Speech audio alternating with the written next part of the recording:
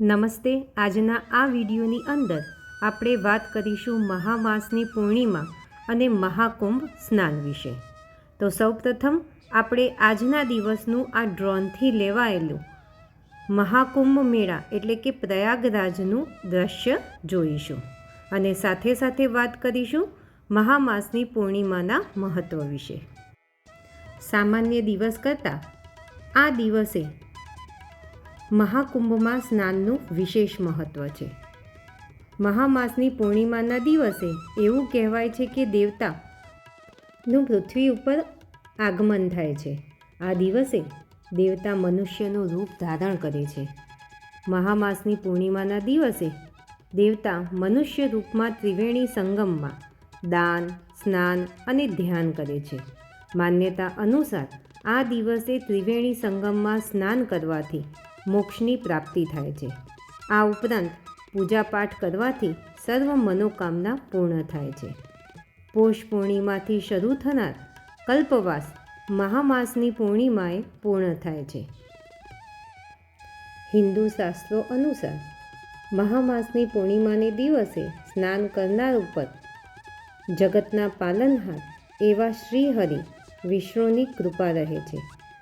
પિતૃ શ્રાદ્ધ માટે પણ આ શ્રેષ્ઠ દિવસ ગણાય છે.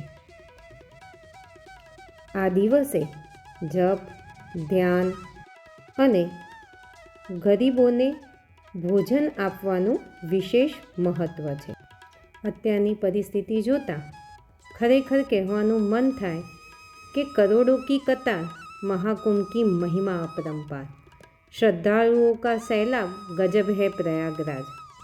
વિદેશથી આવેલા શ્રદ્ધાળુઓનું શું કહેવાનું થાય છે, ચાલો સાંભળીએ તેમના મુખે. It's beautiful. It's fantastic. The crowd, the people, so friendly, so beautiful, so amazing. It's the best place on the world for today. Yes, my name is Ilyas. We came here with some friends and we enjoy enormously. It's a wonderful place to be and amazing what we're seeing here, the bathing, and now sun will be coming up, and so we went up early to see what's happening here. And we're waiting for the Babas, but we still don't found them. My name is Els. I'm from Belgium with my friends. It's really a great experience being here.